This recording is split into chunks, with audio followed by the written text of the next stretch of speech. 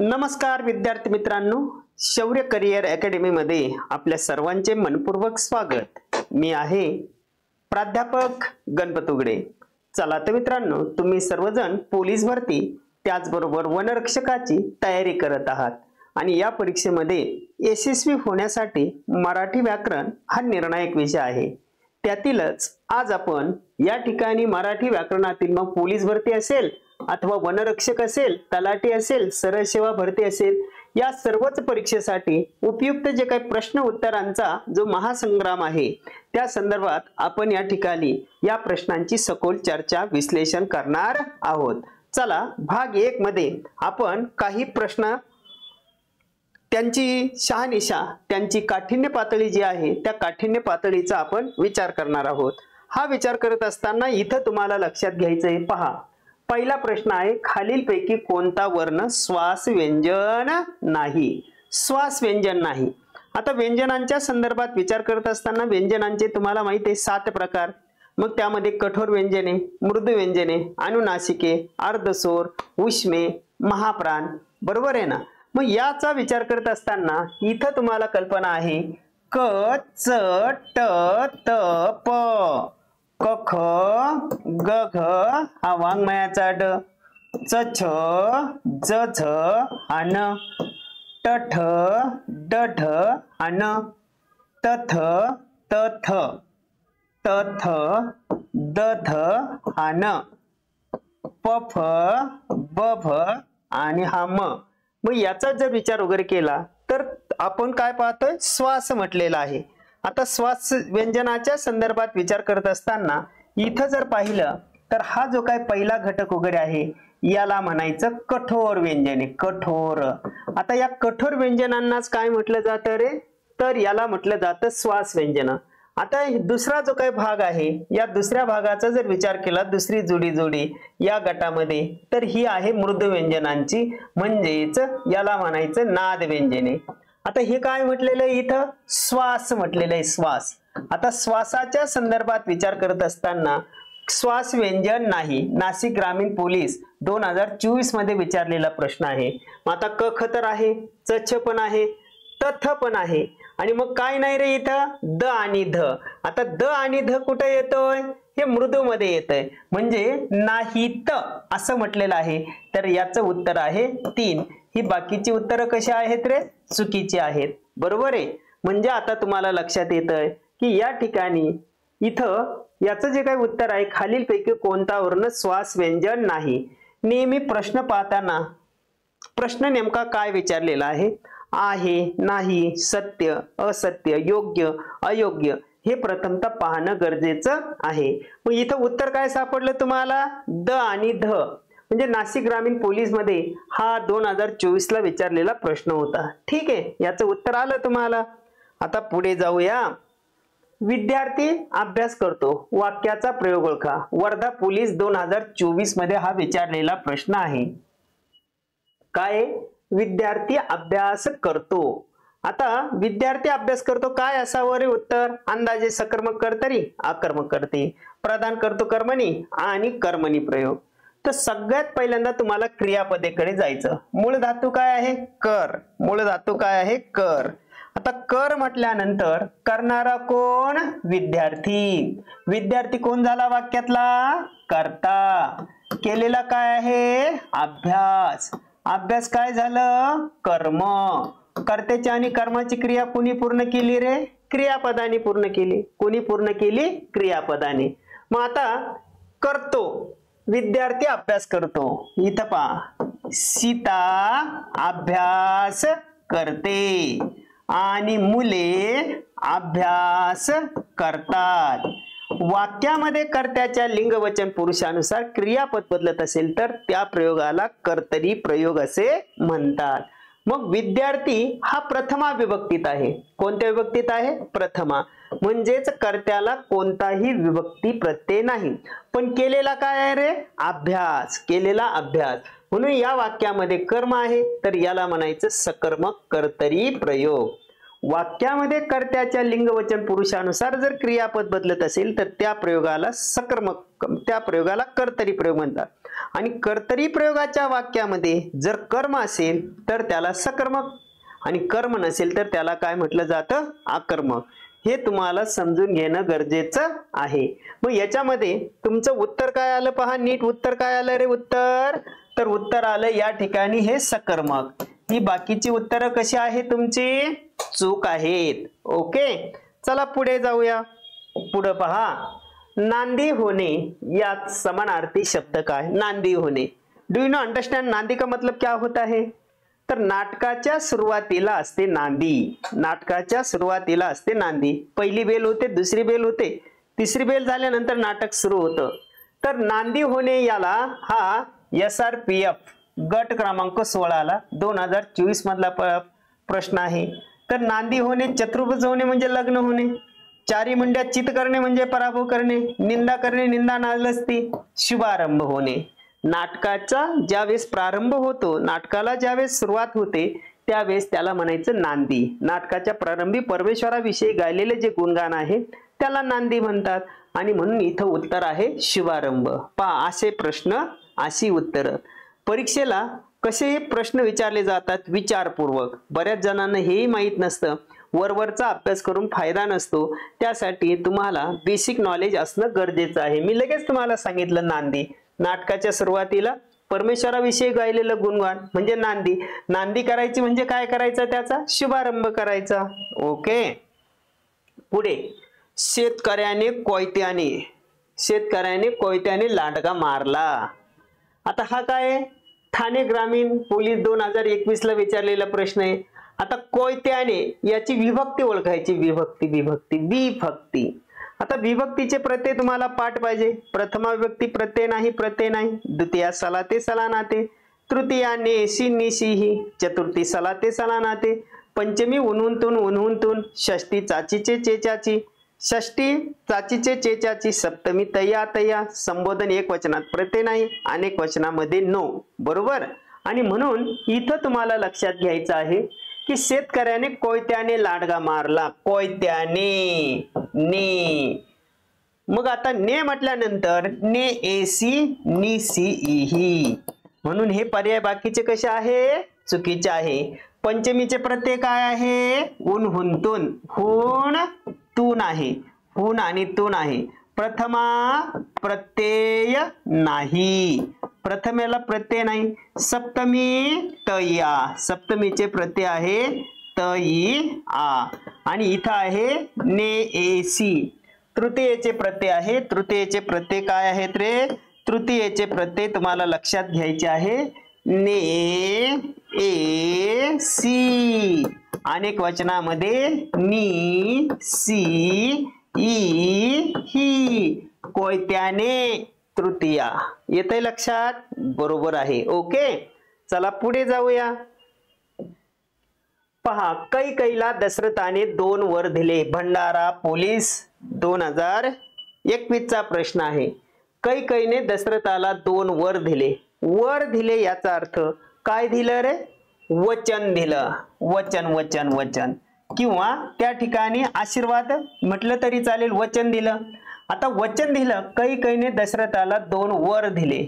आता वर दिले हे शब्दयोगी अव्यय आहे की क्रियापद आहे की नाम आहे की सर्वनाम आहे. आता या ठिकाणी वचन हे नाम झालं. काय झालं रे, नाम झालं, नाम. वर दिले म्हणजे वचन दिलं, आशीर्वाद दिला, अशा अर्थाने त्याचा वापर वगैरे होतो. मग या उत्तराचा विचार करत असताना वर हे काय झालं, नाम, वचन किंवा आशीर्वाद. आता वाक्यात येणारा एकच शब्द 8 प्रकारचं कार्य करतो. तू त्या राजपुत्राला वर, वाक्याच्या शेवटी आलं, क्रियापद झालं. पक्षी झाडावर बसले, झाडावर म्हणजे शब्दयोगी अव्यय झालं. वर पिता मुलाच्या लग्नात तोऱ्यात मिरवत होते, वर म्हणजे ते विशेषण झालं. पण जागा बदलली, कार्य बदलतं. आणि म्हणून इथं वर आहे, वर. तर वर हे नामाची भूमिका झाली, नाम. वर दिले म्हणजे वचन दिलं, आशीर्वाद दिला, अशा अर्थानं. चला पुढे जाऊया. पुढे पहा, अटकळ या शब्दाचा समानार्थी शब्द कोणता. काय, संभाजीनगर पुलिस 2024. अटकळ. डू यू नो अंडरस्टैंड अटकळ का मतलब क्या होता है. पहा, अटकळ. अटकळ याचा अर्थ काही अटकळ, तुला काही अटकळ, काही अंदाज. अटकळ याचा अर्थ अंदाज. या आदमास आखाडा अजब ये तो गलत है. म्हणजे अटकळ याचा अर्थ काही अंदाज बांधला की नाही, काही त्या ठिकाणी तुला सुचतंय की नाही. अंदाज शब्द बरोबर आहे. अटकळचा आहे अंदाज. 100% गॅरंटेड. ठीक आहे, पुढे पहा. विजोड या शब्दाचा विजोड शब्द ओळखा. विजोड यानी जोडी नसलेला. विजोड, विजोड म्हणजे जोड नसलेला. जोड नसलेला याचा अर्थ इथं पहा. साखर भाग मध्यम पदलोपी समास. चुलत सासरा मध्यम पदलोपी समास. भोजन भाऊ भोजनापुरता भाऊ. हे सगळे मध्यम पदलोपी समासाचे उदाहरण आहेत. मध्यम पदलोपी. पण पितांबर पिवळे असे अंबर कर्मधारय आहे. किंबहुना तसं नाही म्हटलं तर पिवळे आहे अंबर ज्याचे असा तो कोण झाला रे? विष्णू किंवा गणपती. आणि म्हणून या ठिकाणी विजोड म्हटलेलं आहे. तर हे उत्तर बरोबर आहे. आणि ही बाकीची उत्तरं कशी आहेत रे? चूक आहेत. पहा, तुमचा जर अभ्यास असेल तर योग्य अचूक उत्तराची तुम्ही निवड करू शकता. त्यानंतर पुढे आहे, खालीलपैकी कोणता शब्द विशेषण नाही ते ओळखा. नांदेड पोलीस शिपाई 2021. विशेषण नाही. आता विशेषण म्हणजे तरी काय? नामाबद्दल विशेष माहिती सांगून नामाची व्याप्ती मर्यादित करणाऱ्या विकारी शब्दाला विशेषण म्हणतात.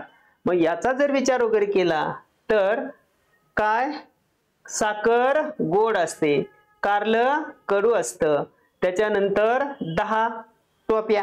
आता टोप्या आहे पण 10 म्हणजे हे गुण विशेषण आहे. गोड कडू. 10 हे संख्या विशेषण आहे. पण मित्रांनो इथं म्हटलेलं आहे विशेषण नाही. विशेषण नाही याचा अर्थ हे सर्वनाम आहे. मी काय झालं? सर्वनाम. आणि मग ही बाकीची उत्तरं कशी आहेत रे? चुकीची आहेत. मी हे सर्वनाम झालं म्हणून मी उत्तर बरोबर आहे. ओके. हार या शब्दाचा अनेक वचनी शब्द ओळखा. हार. हार या शब्दाचा अनेक वचनी शब्द ओळखा. आता याचा जर विचार केला, हरी, हर्या, हरे, हार. आता हरी, हरी म्हटल्यानंतर हे परमेश्वर आहे. एक हरी. आता हरी, हरी म्हटल्यानंतर परमेश्वर आहे. हर्या, आपण एखाद्याला एकेरीवर हाका मारतो, हरे, हे नाही. तर आकारांत पुल्लिंगी नामाचे, आकारांत पुल्लिंगी नामाची एकवचनी व अनेक वचनी रूपे सारखीच असतात. तो हार, ते हार, तो हार, ते हार. आणि म्हणून अनेक वचनी रूप हार हे उत्तर अगदी बरोबर आहे. 100% गॅरंटेड. ओके, पुढे चला. बाजरी, झोप, डोंगर हे शब्द कोणत्या प्रकारातील आहे? मग हा आहे तत्सम प्रकार. याचा जर विचार वगैरे केला तर अमरावती पोलीस 2023.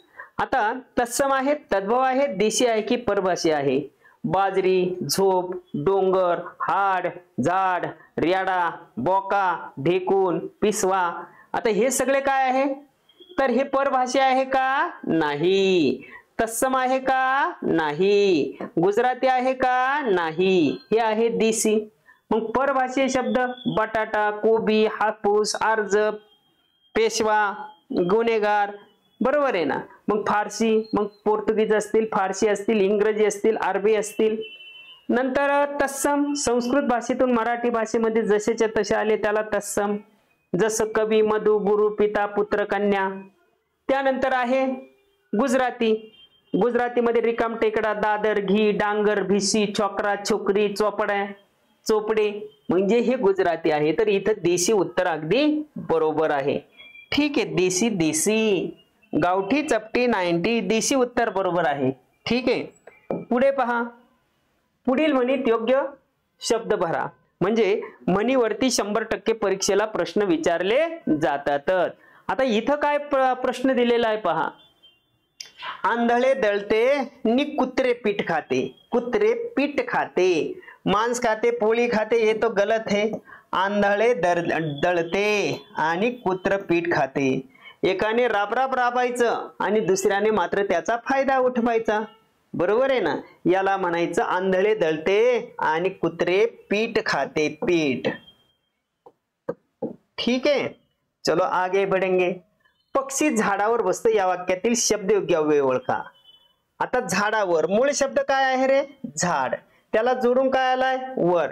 शब्दाला जोडून येणाऱ्या अविकारी अव्ययांना शब्दयोगी अव्यय म्हणतात. धुळे 2019 चा प्रश्न आहे. मग इथं वर हे उत्तर अगदी बरोबर आहे आणि बाकीची उत्तरं कशी आहेत रे? चुकीची आहेत 100%. आलं लक्षात? मग लक्षात ठेवा हे उत्तर अगदी बरोबर आहे. ठीक आहे, चला पुढे जाऊया. पुढे जात असताना पुढच्या भागाचा जर आपण विचार वगैरे केला तर पुढच्या भागाचा पुढच्या प्रश्नाचा जर विचार वगैरे केला, हे काय आहे माहिती आहे ना? शब्दयोगी अव्यय. आजची पोथी वाचत असे या वाक्यातील काळ ओळखा. पिंपरी चिंचवड पोलीस 2019. वाचत असे.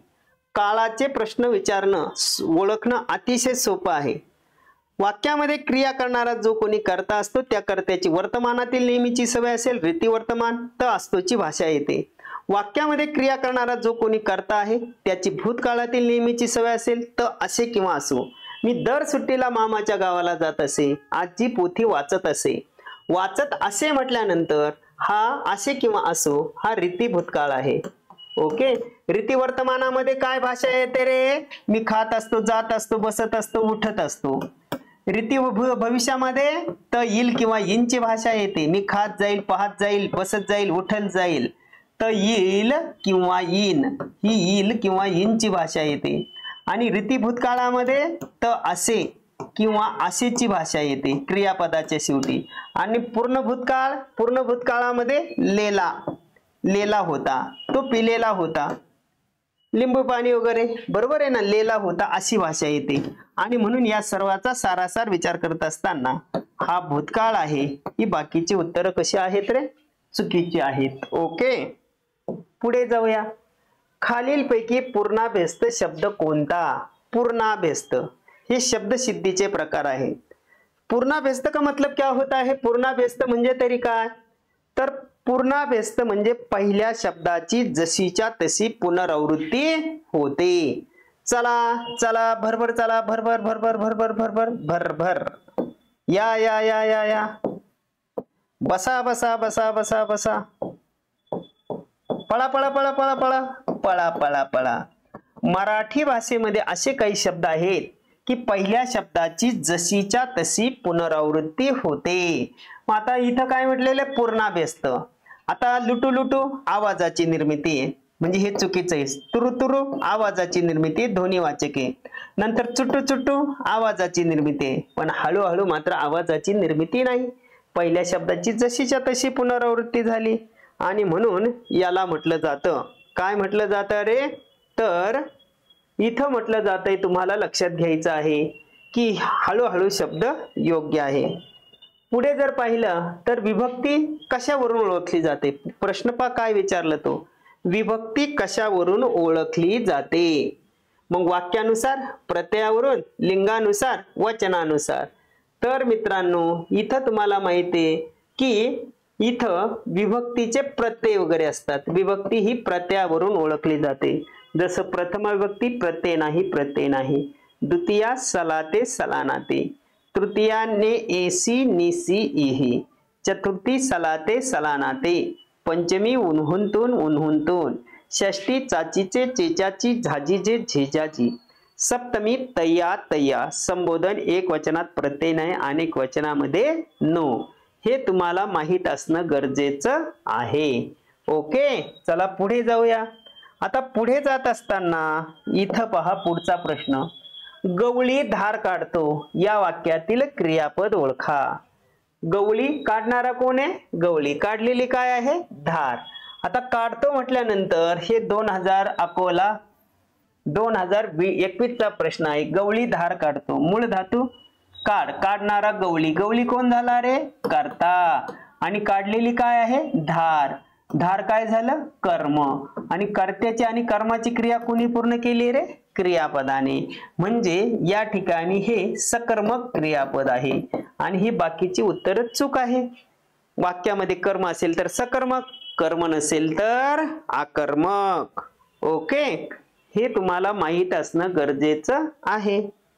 त्यानंतर आहे भोळा या शब्दाचे भाववाचक नाम ओळखा. भाववाचक नामे ही अदृश्य स्वरूपामध्ये असतात. सामान्य नामाला आणि विशेष नामाला प्रत्यय लागून जी नामे तयार होतात त्या नामाला भाववाचक नाम असे म्हणतात. आता भोळसर, सळ सर हा प्रत्यय आहे, चुकीचा आहे. सट प्रत्यय आहे, पण भोळेपणा, भोळेपणा, मोठेपणा, दयाळूपणा, वेडेपणा, ओके, तर या ठिकाणी पणा लागलेला आहे आणि म्हणून भोळेपणा हे तुमचं भाववाचक नाम आहे. येतंय लक्षात? भोळेपणा, ओके, म्हणून याला काय म्हणायचं? हे कोणतं नाम आहे? भाववाचक. ओके, आता पुढच्या याचा जर विचार वगैरे केला, पुढचा प्रश्न काय आहे पहा. पुढील शब्दाचा समास ओळखा. दिव्य दृष्टी. सांगा बरं तुम्हाला काय वाटतं? दिव्य दृष्टी तुमच्या अंदाजे काय असावं? पहा, प्रयत्न करा. हा प्रश्न विचारलेला नागपूर 2023 मध्ये. काय वाटतं तुम्हाला? दिव्य दृष्टी, दृष्टी आहे पण कशी आहे रे ती? दिव्य. जसं या ठिकाणी मी जर म्हटलं दरसाल दरसेकडा, आता दरसाल दरसेकडा, यथाशक्ती, यथाशक्ती, प्रतिदिनी. आता दृष्टी आहे पण दृष्टी कशी आहे रे? दिव्य, दिव्य दृष्टी, दिव्य दृष्टी. लक्षात येतं ना? म्हणजे वर्तमान, भूत, भविष्य याची अंदाज किंवा कल्पना. म्हणजे तुम्हाला लक्षात घ्यायचंय हा अव्ययभाव समास आहे. ज्या समासामध्ये सामासिक शब्दातील पहिले पद हे अर्थदृष्ट्या प्रधान किंवा महत्वाचे असते त्या समासाला अव्ययभाव समास म्हणतात. ज्या समासामध्ये सामासिक शब्दातील दुसरे पद हे अर्थदृष्ट्या प्रधान किंवा महत्वाचे असते त्याला तत्पुरुष समास म्हणतात. ज्या समासामध्ये सामासिक शब्दातील दोन्हीही पदे गौण असतात त्यावरून तिसऱ्या पदाचा बोध होतो त्याला बहुव्रीही समास म्हणतात. आणि ज्या समासामध्ये सामासिक शब्दातील दोन्हीही पदे महत्वाचे आहेत त्याला द्वंद्व म्हणतात. ओके, आणि म्हणून दिव्य दृष्टी, दिव्य अशी दृष्टी या ठिकाणी तुम्हाला लक्षात येतंय की पहिलं पद महत्वाचं आहे, अव्ययभाव समास. पुढे पहा, कंसातील विराम चिन्ह ओळखा. आता हे विराम चिन्ह दिलेलं आहे की हे चिन्ह अर्धविराम आहे, अपूर्ण विराम आहे, संयोग चिन्ह आहे की अपसरण चिन्ह आहे? काय वाटतं कौन बनेगा करोडपती? पहा, हे तर पूर्ण विराम आहे, तुम्हाला कल्पना आहे. हे काय? अपूर्ण विराम आहे. हे संयोग चिन्ह आहे, संयोग बर का, आणि संयोगापेक्षा मोठं जे थोडं असतं त्याला अपसरण चिन्ह म्हणतात. तर तुमच्या भाषेमध्ये याला उपविराम किंवा पूर्ण, स्वल्प, अर्ध, अपूर्ण विराम. म्हणजे उत्तर आहे या ठिकाणी तुमचं अपूर्ण विराम. ओके, पहा, विचार करा. ठीक आहे, चला पुढे जाऊया आपण. पुढे जात असताना 20वा प्रश्न काय आहे? निमंत्रण आले तर मी येईल. सोलापूर. संकेतार्थी विद्यार्थी, स्वार्थी आणि आज्ञार्थी. काय वाटतं तुम्हाला कोणता असेल याच्यामध्ये? निमंत्रण आले तर मी येईल या वाक्यातील क्रियापदाचा अर्थ ओळखा. संकेतार्थी आहे, विद्यार्थी आहे, स्वार्थी आहे की आज्ञार्थी आहे?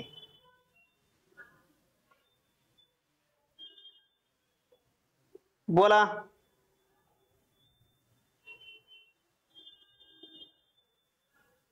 जर निमंत्रण आले तर मी येईल, ही जर तरची भाषा आहे म्हणून हे संकेतार्थी वाक्य आहे. विद्यार्थी म्हणजे वाक्यामध्ये क्रियापदाच्या रूपावरून आज्ञा, प्रार्थना, विनंती, उपदेश. आज्ञा, प्रार्थना, विनंती, उपदेश हे काय आहे? आज्ञार्थी. किंवा त्या ठिकाणी तर्क, अंदाज, अनुमान याचा जर बोध होत असेल तर विद्यार्थी. विद्यार्थी म्हणजे कर्तव्याचा बोध होतो आणि स्वार्थी म्हणजे फक्त काळाचा बोध होतो. तर याचं उत्तर आहे संकेतार्थी, म्हणजे या ठिकाणी जर तरची भाषा आहे म्हणून.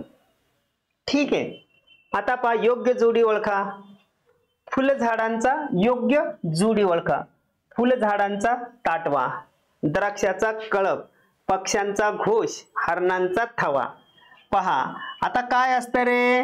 तर तुम्हाला इथं लक्षात घ्यायचं आहे फुलझाडांचा ताटवा, द्राक्षाचा काय असतो? घोष, किंवा त्याला काय म्हटलं जातं माहितीये? घड किंवा घोष म्हटलं जातं. पक्ष्यांचा काय असतो रे? पक्ष्यांचा थवा. पक्ष्यांचा थवा असतो. आणि इथं हरणांचा काय असतो? हरणांचा कळप असतो. आणि फुलझाडांचा काय असतो? फुलझाडांचा असतो ताटवा. याला म्हटलं जातं समूहदर्शक शब्द. आणि म्हणून इथं जर तुम्ही नीट बारकाईने विचार वगैरे केला तर हे योग्य म्हटलेलं आहे. ही जोडी बरोबर आहे, हे बाकीचं सर्व चुकीचं आहे. पण इथं तुम्हाला लक्षात घ्या बरं का, फुलझाडांचा ताटवा, द्राक्षाचा घड किंवा घोस, पक्ष्यांचा थवा, हरणांचा कळप असतो, मैलांचं मंडळ असतं, काजूची गाथण वगैरे असते, नारळाचा ढीग वगैरे असतो, बरोबर आहे ना, मेंढ्यांचा कळप असतो. अशा अर्थाने हे तुम्हाला समजून घेणं गरजेचं आहे. ठीक आहे, पुढे पहा. अजातशत्रू या अलंकारिक शब्दाचा अर्थ कोणता? अजातशत्रू. अजात म्हटलेलं आहे. अजात निरुपयोगी व्यक्ती, धनवान व्यक्ती, उच्च दर्जाचा, शत्रू नसलेला. आता निरुपयोगी, उपयोगी नसलेली, बरोबर आहे ना. काय? धनवान, उच्च दर्जाचा, शत्रू नसलेला.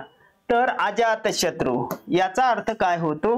ज्याला कोणीही शत्रू नाही असा अजातशत्रू. म्हणजे या ठिकाणी उत्तराचा जर विचार वगैरे केला तर शत्रू नसलेला हे उत्तर अगदी बरोबर आहे. ज्याला कोणीही शत्रू नाही असा त्याला काय म्हटलं जातं? अजातशत्रू. संधी सोडवा. काय आहे रे? सदाचार. संधी सोडवा म्हटलेले आहे. संधी सोडवा. सदाचार.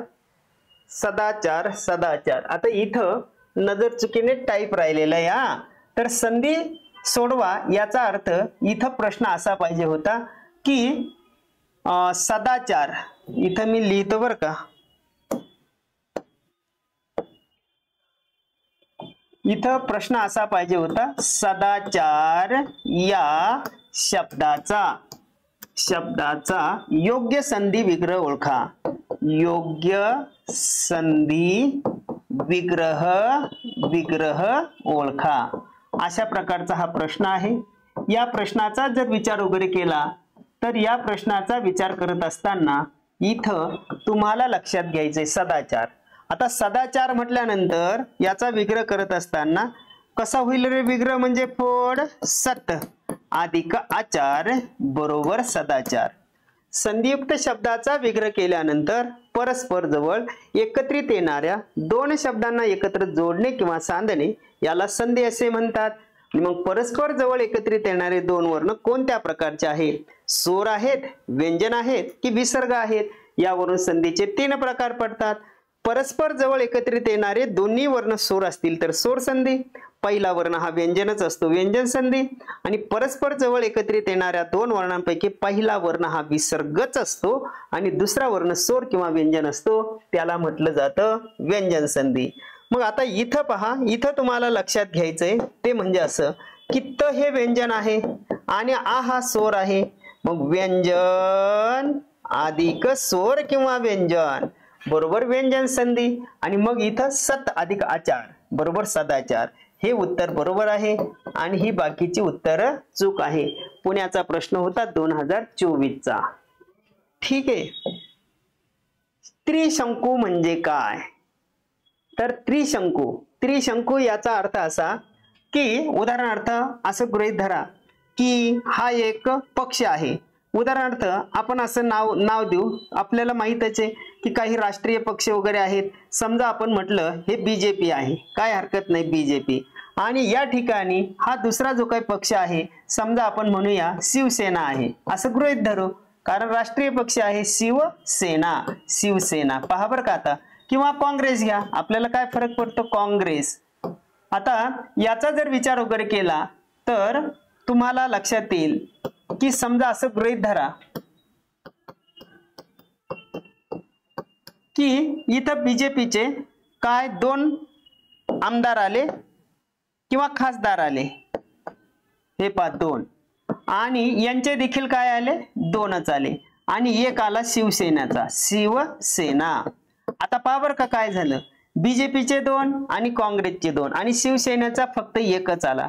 आता पहा बरं का, या ठिकाणी जर हा शिवसेनेचा एक आमदार जर बीजेपी मध्ये गेला तर सत्ता यांची येणार आहे, आणि तो जर इकडे गेला तर यांची काँग्रेसची येणार आहे. म्हणजे इकडे त्रिशंकू का मतलब क्या होता है? त्रिशंकू म्हणजे धड ना इकडे धड ना तिकडे. आता धड ना इकडे आणि धड ना तिकडे काय, याचा अर्थ काय होतो की ते आहे आधांतरी. काय आहे रे? आधांतरी. धड ना इकडे धड ना तिकडे म्हणजे नेमकं कुठं जाईल तो अपक्ष उमेदवार हे तुम्हा आम्हाला सांगता येणार नाही, म्हणून याला काय म्हणायचं? आधांतरी. त्यानंतर आहे शुद्ध शब्द ओळखा. शुद्ध. आता शुद्ध लेखनाचे काही नियम वगैरे आहेत, त्या नियमाचा जर विचार केला तर शुद्ध आणि अशुद्ध, मग त्याच्यामध्ये शुद्ध लेखनाचे महत्वाचे 22 नियम आहेत. मग एकाक्षरी शब्द असेल, त्याचबरोबर आकारांत इकारांत असेल, तर या शब्दांचे काही नियम ठरलेले आहेत. आता इथं योग्य शब्द शुद्ध शब्द ओळखायचा आहे. तर अतिथी ये तो गलत है. नंतर अतिथी, अतिथी, अतिथि हे भी गलत है. अतिथि, अतिथि, अतिथि ये भी गलत है आणि हे भी गलत है. मित्रांनो, हा जो शब्द आहे ना, हे असा पाहिजे लिहायला बघा. टाइप मिस्टेक आहे, प्रिंट मिस्टेक आहे ती. अतिथी असा शब्द पाहिजे हा, असा. लक्षात येतं ना? हे उत्तर बरोबर आहे. आता इकडे पहा बरं का काय होतं अशा वेळेस. हा शब्द चुकीचा, हा हा हा हा, ही प्रिंट मिस्टेक आहे पण बरोबर, काय हरकत नाही.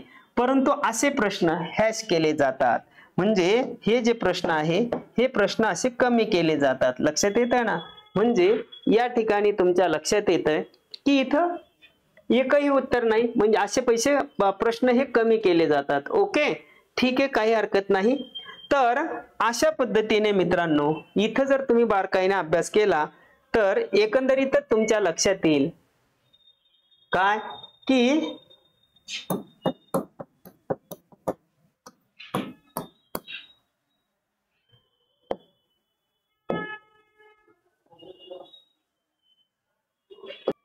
तर असे प्रश्न, अशी उत्तरं असतात.